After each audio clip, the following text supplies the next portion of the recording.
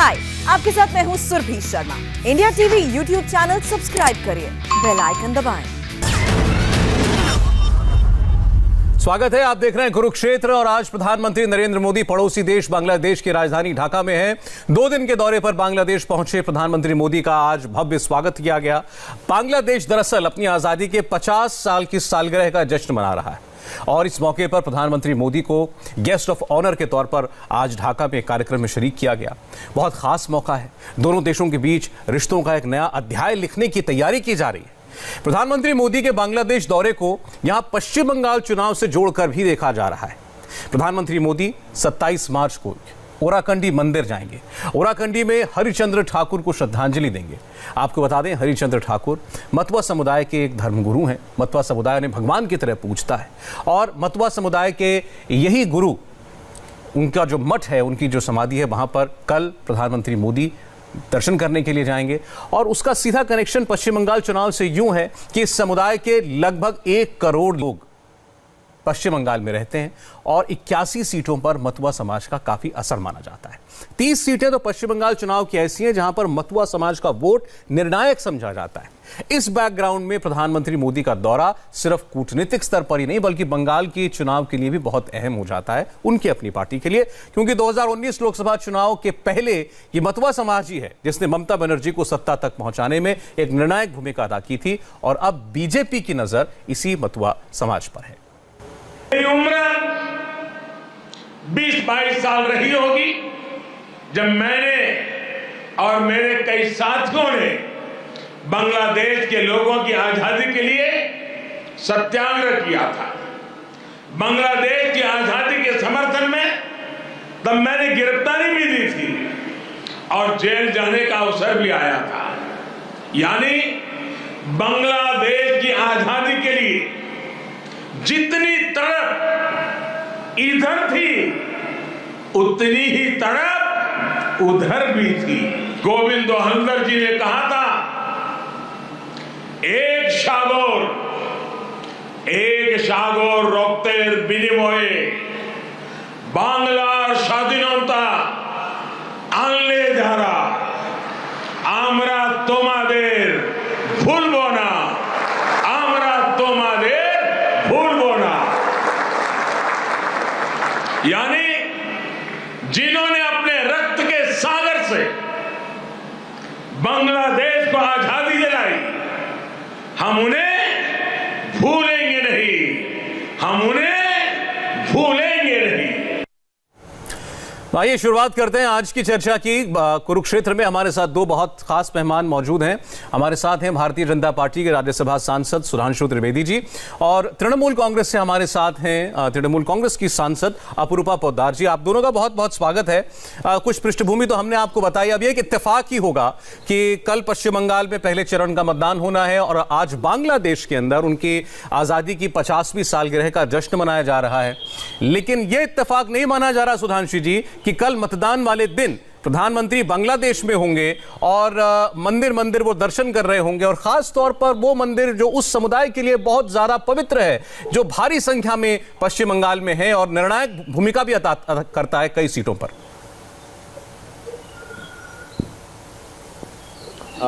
देखिए, पहली बात तो जहां तक हमारी जानकारी है तो बांग्लादेश में ये जो बंगबंधु का शताब्दी वर्ष है, इसका समारोह तो बहुत पहले तय हो गया होगा। जाहिर है चुनाव की तिथियां तो 1 महीना पहले घोषित हुई हैं, 1 महीने पहले, तो मानवीय बात है ये सब पहले से होगा। दूसरी बात, जब आपने बात कही कि बांग्लादेश में कुछ मंदिर हैं जिसमें प्रधानमंत्री जी दर्शन करेंगे तो उनका संबंध इधर से बहुत माना जाता है, सौरभ जी आपके कहने मात्र से ये हमारी वैचारिक विजय हो जाती है।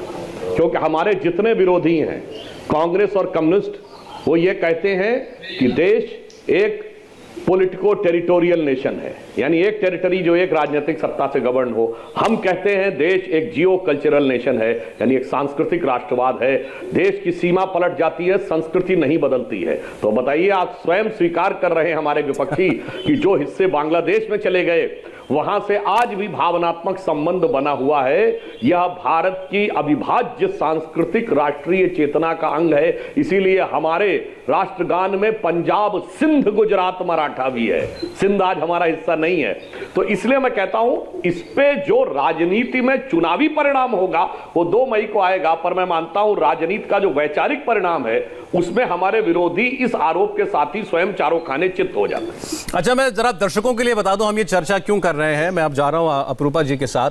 दरअसल जैसा हमने आपको कहा, मतुआ समुदाय, कुछ गणनाएं हैं। कोई कहता है कि 1 करोड़ के लगभग उनकी संख्या है पश्चिम बंगाल में, कोई कहता है 3 करोड़ तक है।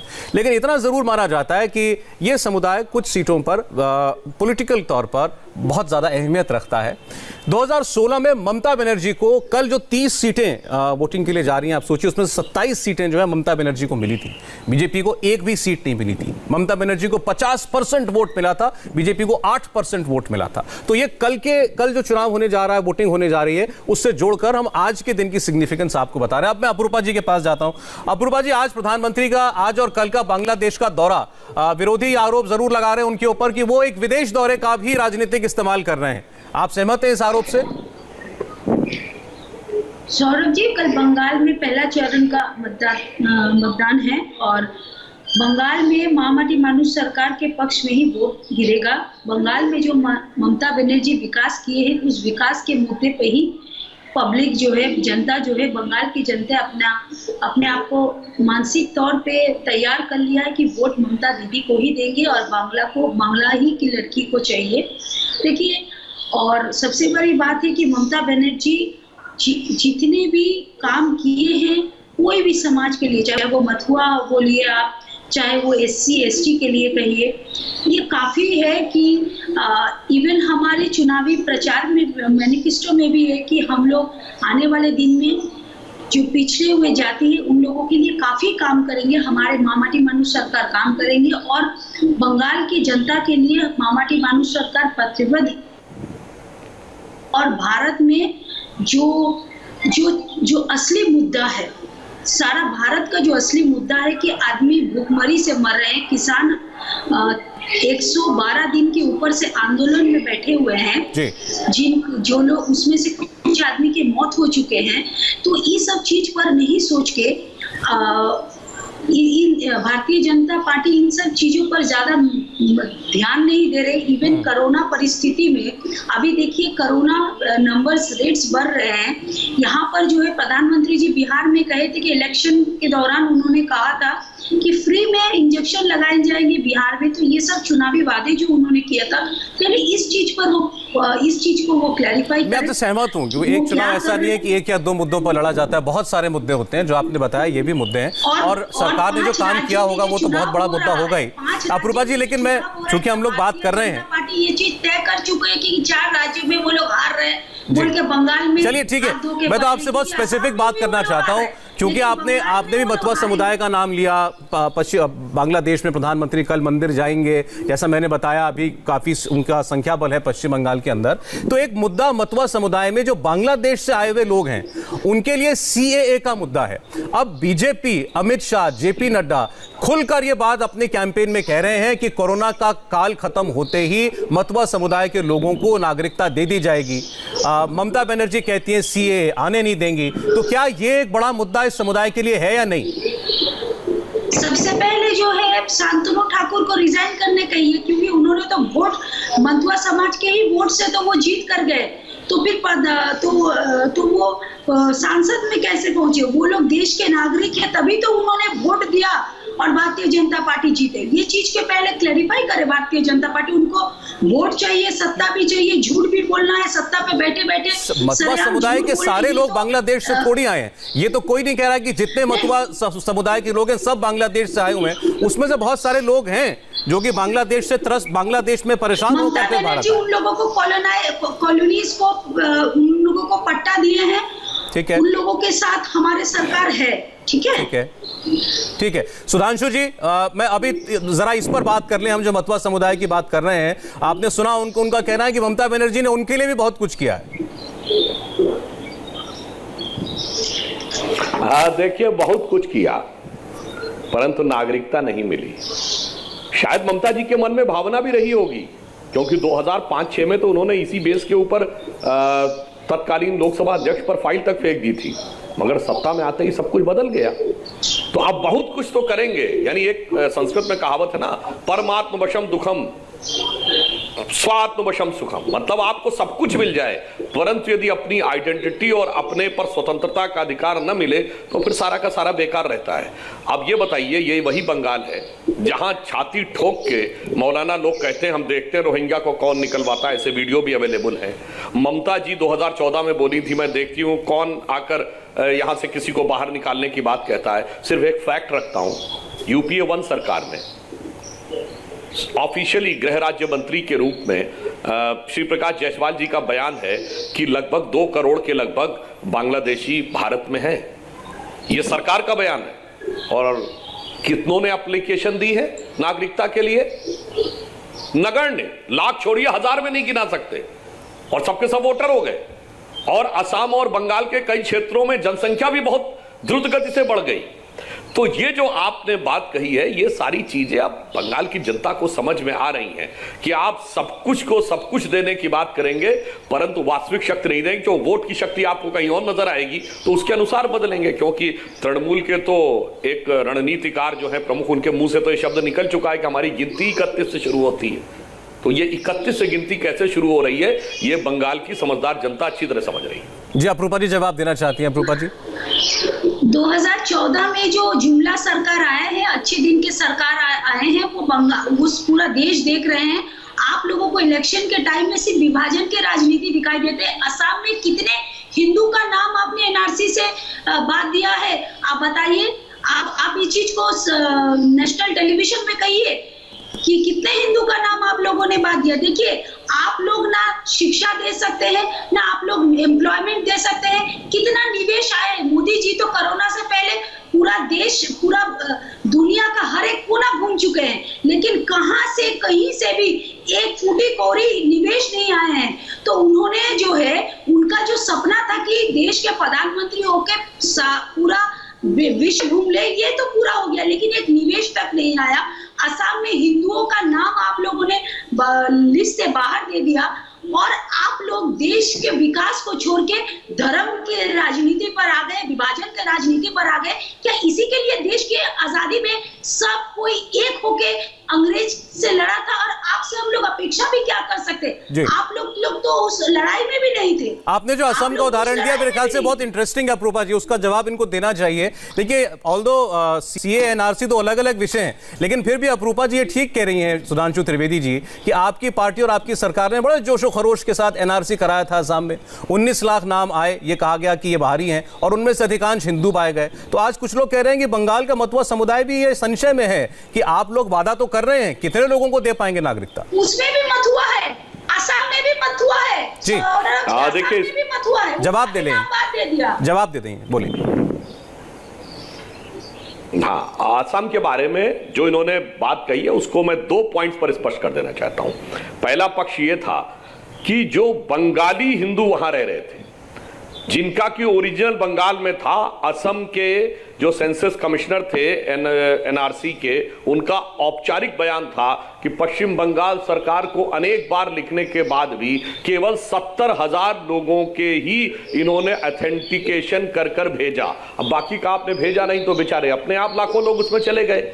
अन्यथा ये तो सरकार की जिम्मेदारी थी पश्चिम बंगाल सरकार को कि जो लोग कह रहे हैं कि हम बंगाल के रहने वाले हैं, उनका निवास प्रमाण पत्र को क्यों नहीं तो करके भेजा। दूसरी बात यह भी सच है कि असम में एक बड़ी विचित्र बात हुई थी जनगणना के दौरान कि जो सीमावर्ती क्षेत्र के लोग थे वो तो सबके सब नागरिक बन गए, और अंदर के लोग जो थे वो एनआरसी में बाहर हो गए थे। इसलिए हमारी सरकार ने यह मांग की थी और हमारी पार्टी ने यह मांग की थी कि वहां पर वो हो रही थी कोर्ट के दिशा निर्देश में, तो हमने यह मांग की थी कि सीमावर्ती क्षेत्रों में पुनः करवाया जाए एनआरसी, क्योंकि यह बात हजम होने वाली नहीं थी कि सीमावर्ती क्षेत्र के सारे लोगों के कागजात पूरे थे और अंदर वाले लोगों के कागजात गड़बड़ थे।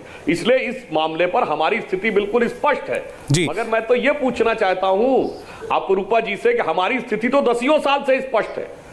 40 साल पहले भी वही थी, 50 साल पहले भी वही थी। सन 71 में जब से बांग्लादेश बना था, या आपकी पार्टी का स्टैंड 2006 में कुछ और, कांग्रेस पार्टी का 2014 में कुछ और आज कुछ और क्यों हो जाता? और दूसरी बात, आपने कहा विकास की बात होनी चाहिए, मुद्दों से ध्यान भटका रहे हैं, तो याद करिए ये तृणमूल कांग्रेस की तरफ से बयान आया था कि ओवैसी ना आए बंगाल में वोट बंटवाने के लिए। कौन सा वोट बंटवाने आ रहे थे? विकास वाला कि बेरोजगारी वाला कि महंगाई वाला?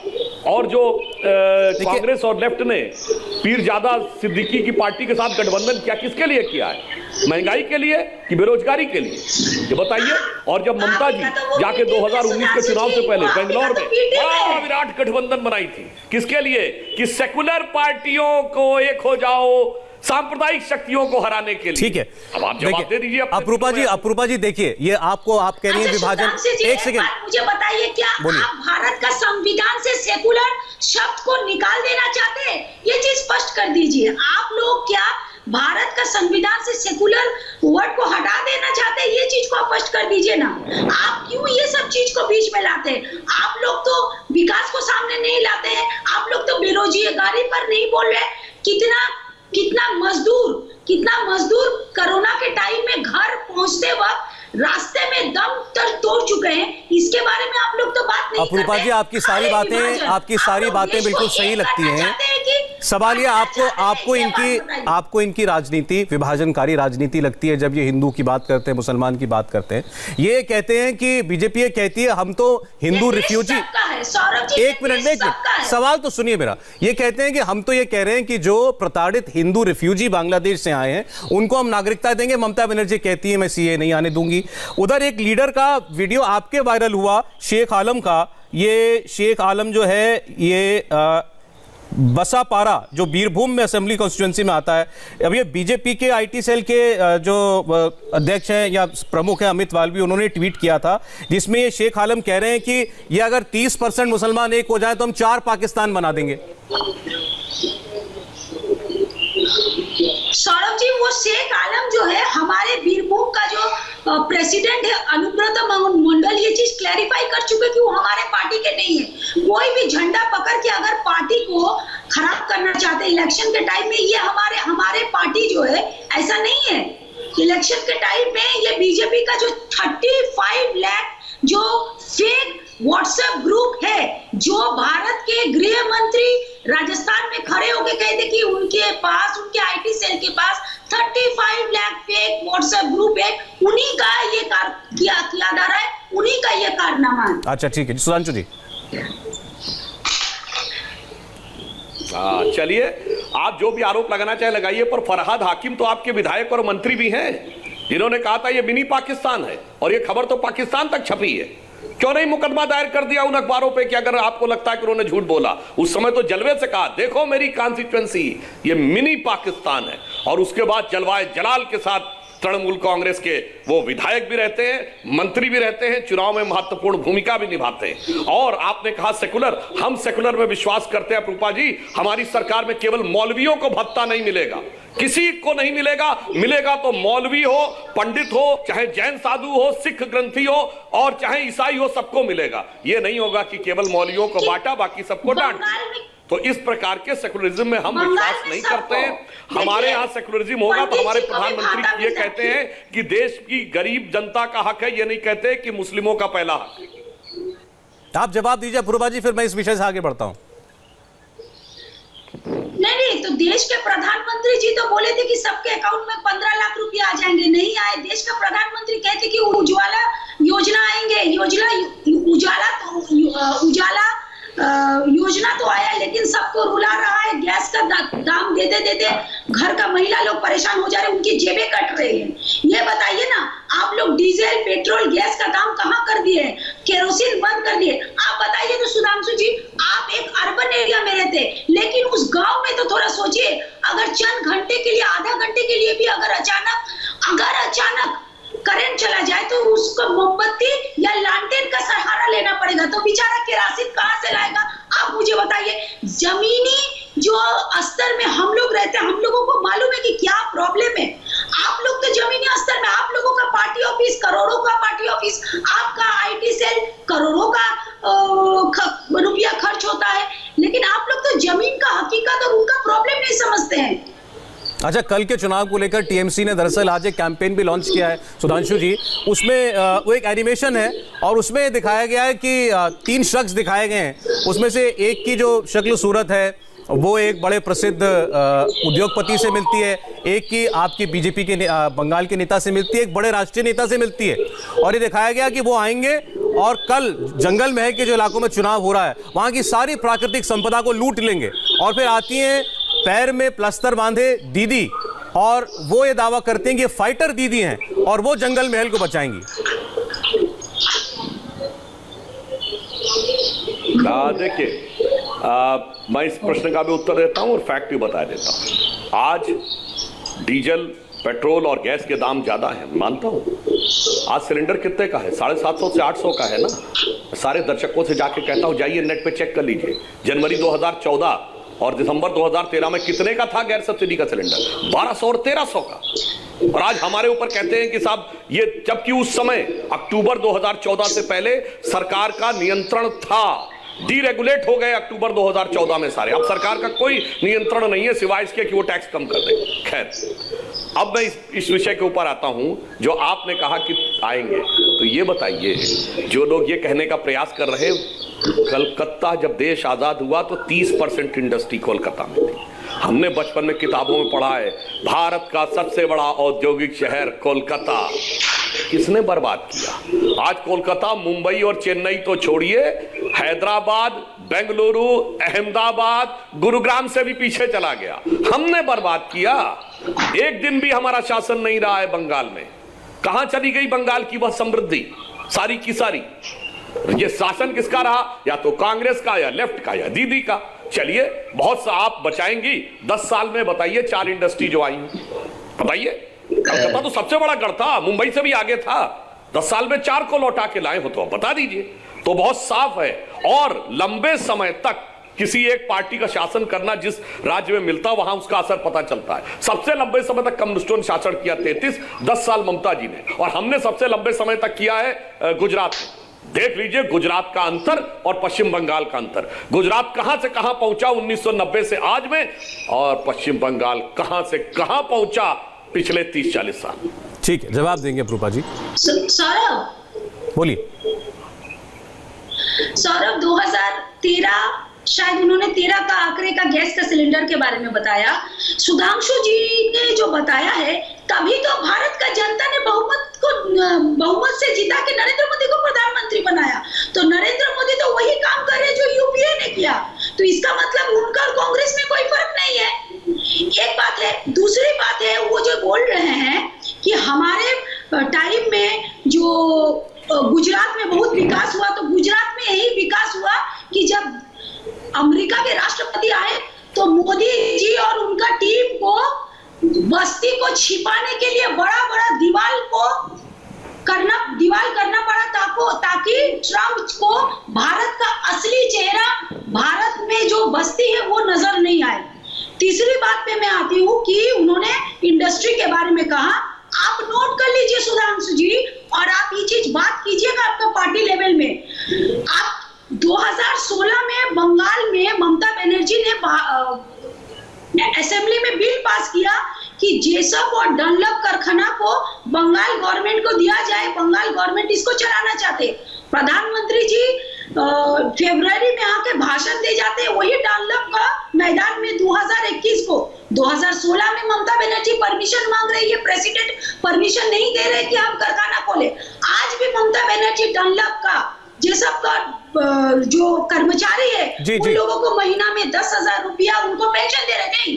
तो देखिए, आप लोग देश में है, आप लोग देश हित में बात नहीं करते हैं, आप लोग सिर्फ सत्ता के। अच्छा चलिए ठीक है। अब अपूर्वा जी, एक मेरा सवाल जो है आप दोनों से है, एक ये सवाल आप दोनों से इसका उत्तर दीजिएगा। सुधांशु जी पहले आप दे दें कि जैसा मैंने कहा, कल जो 30 सीटें जंगल महल की वोटिंग में जा रही हैं, 2016 में ये अधिकांश सीटें 27-28 सीटें ममता बनर्जी को मिली थी, लेकिन 2019 में यहां से आने वाली चारों की चारों लोकसभा सीटें वो बीजेपी को मिली थी। अब कल का जो वोटिंग ट्रेंड रहने वाला है, ये 2016 की तर्ज पर होगा या 2019 की तर्ज पर होगा? इस पर आपके क्या तर्क हैं? सुधांशु त्रिवेदी पहले।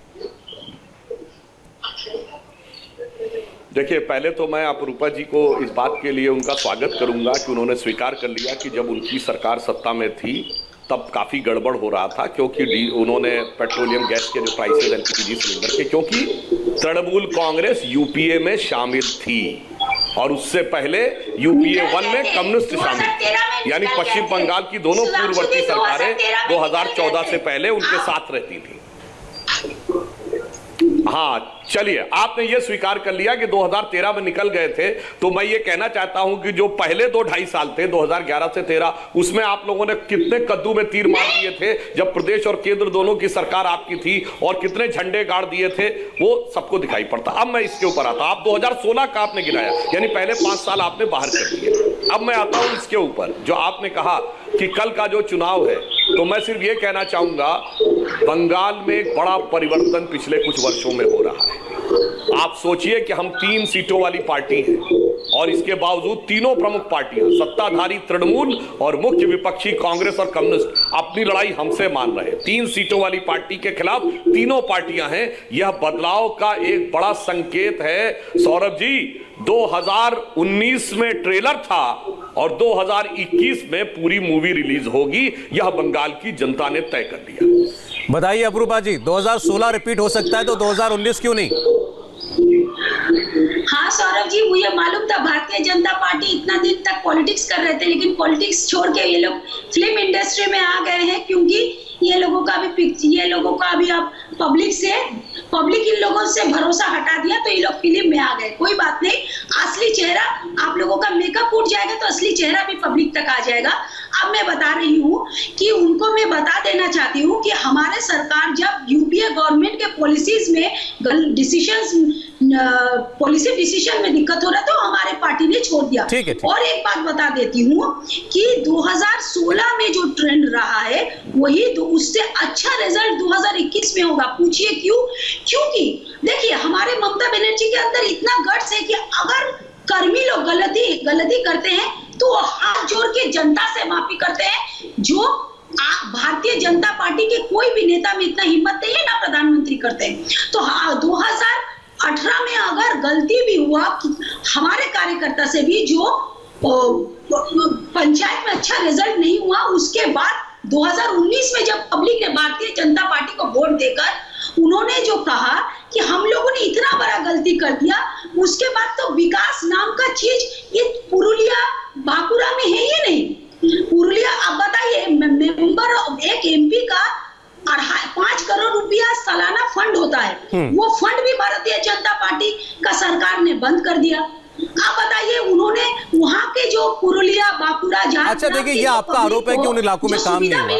मैं तो आपसे एक बुनियादी सवाल पूछ रहा हूँ, पंचायत के तरफ से काम। अपरूपा जी, मैं तो आपसे एक बुनियादी सवाल पूछ सकता हूँ, आप ज्यादा जानती है वहां क्या काम हुआ या नहीं हुआ। मैं सिर्फ एक लॉजिकल सवाल पूछ रहा हूँ आपसे। और एससी लोगों को पेंशन्स मिल रहे हैं, उन लोगों को हर तरह का। मेरा सवाल आपसे केवल इतना है, अगर अभी आपने जितने इलाकों के नाम लिए, अगर ये 2019 में नरेंद्र मोदी पर भरोसा कर सकते हैं, तो 2021 में नरेंद्र मोदी के नाम पर ही जब उनकी पार्टी सारा चुनाव लड़ रही है, तो भरोसा क्यों नहीं कर सकते? नहीं, क्योंकि उन्होंने तो कुछ काम ही नहीं किया।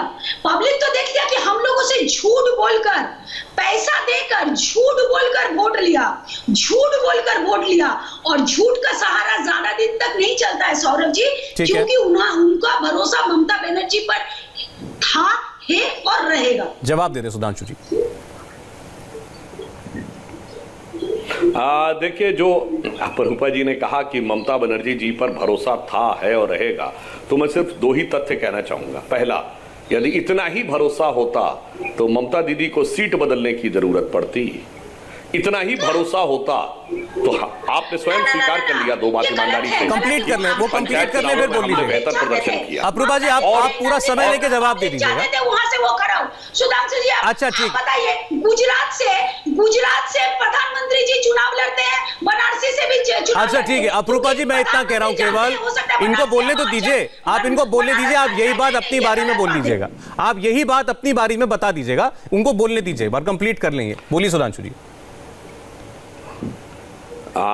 हमारे प्रधानमंत्री जी जब गुजरात से उत्तर प्रदेश आए थे, तो उससे पहले लगातार 2 चुनावों में 80 में 10 सीटें उत्तर प्रदेश से थी।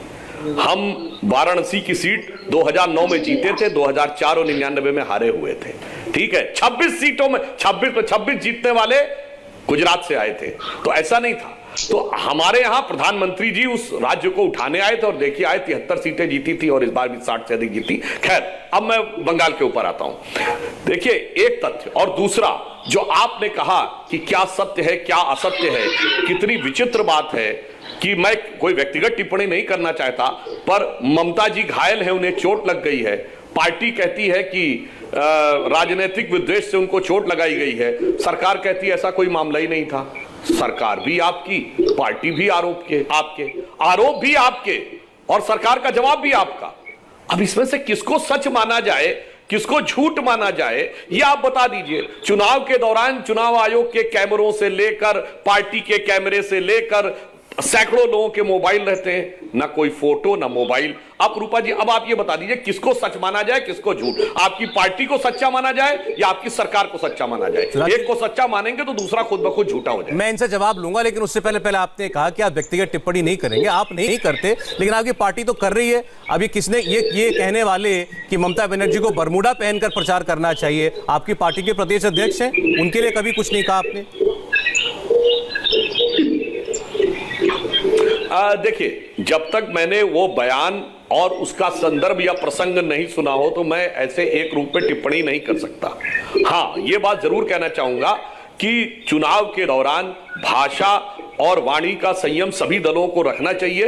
दुर्भाग्य की बात है कि भारत में पिछले 15 वर्षों से यह बहुत निम्न स्तर पर जाता चला जा रहा है। जब से यूपीए अध्यक्ष सोनिया गांधी ने मौत के सौदागर 2007 के चुनाव में कहा था और उसके बाद क्या क्या अपशब्दों का प्रयोग प्रधानमंत्री जी के लिए हुआ, ये सारे दलों को विचार करके रखना चाहिए कि इस प्रकार से शब्दों की नीचे जाती मर्यादा पूरे राजनीतिक वर्ग के लिए एक अप्रतिष्ठा का कारक बनती है, एक दल या दूसरे दल के लिए। इस बयान की कि ममता बनर्जी बरमूडा पहन के प्रचार करें, एक स्पष्ट निंदा करने में क्या अर्ज है? अब तो दुनिया जानती है किसने कहा था, वो वीडियो कैमरे पर है।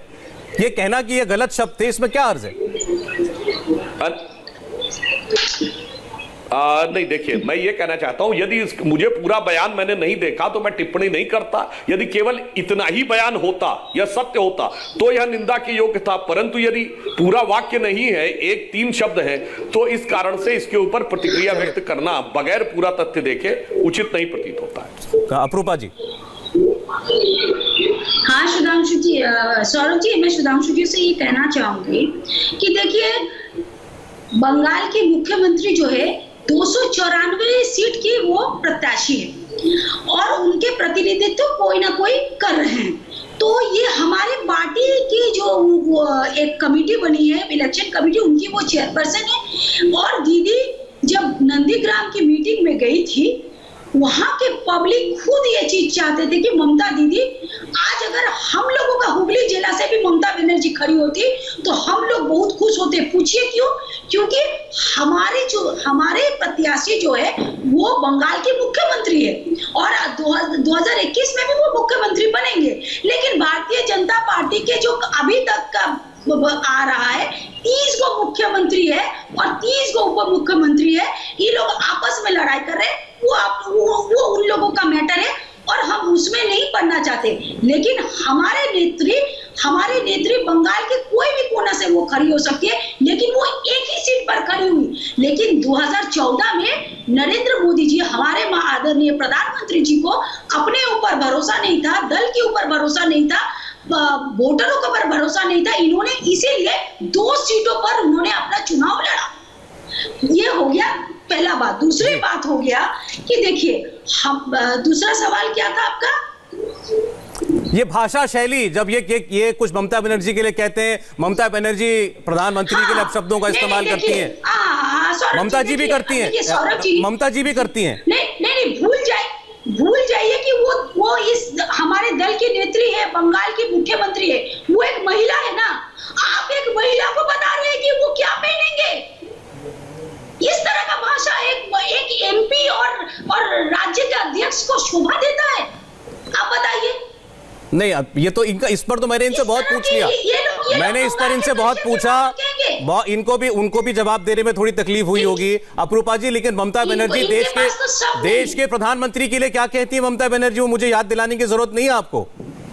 साला शब्द का इस्तेमाल करना और क्या क्या कहना कल ही कहा है। नहीं तो देखिए ये पॉलिटिक्स में जो है तो देश का प्रधानमंत्री भी तो हमारे नेत्री को बहुत तरह बात बोलते हैं, दीदी, तोलाबाजी, भाईपो भतीजा। अब भाईपो भतीजा बोल रहे हैं, हमको समझ में नहीं आ रहा है क्या ये कैलाश विजयवर्गीय का बेटा आकाश विजयवर्गीय के लिए बोला जा रहा है। देखिए ये सब अच्छा नहीं लगता पॉलिटिक्स में। चलिए ठीक है, समय कम है। सुधांशु जी 10 सेकंड का समय, अगर आप इसमें अंत में कुछ जोड़ना चाहते हैं तो बस। सुधांशु जी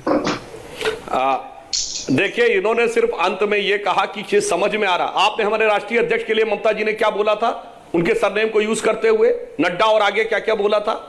इसलिए मैं कह रहा हूं कि भाषा की मर्यादा में याद रखिएगा कि कोई ये सोचे सिर्फ मुझे लाभ होगा। तो एक ही लाइन कहना चाहूंगा कि लगेगी आग तो आएंगे घर सभी जद में। यहां पे सिर्फ हमारा मकान थोड़ी है, ये सभी राजनेताओं को ध्यान रखना चाहिए। जब नीचे गिरती है कोई चीज तो सबको नुकसान होता है, ऐसा नहीं कि मुझे नुकसान होगा नहीं होगा और दूसरे कोई नुकसान होगा। चलिए, आप दोनों को कल पश्चिम बंगाल चुनाव के पहले चरण के मतदान के लिए शुभकामनाएं। बहुत बहुत शुक्रिया सुधांशु त्रिवेदी और अपूर्वा पोद्दार जी, आप दोनों को।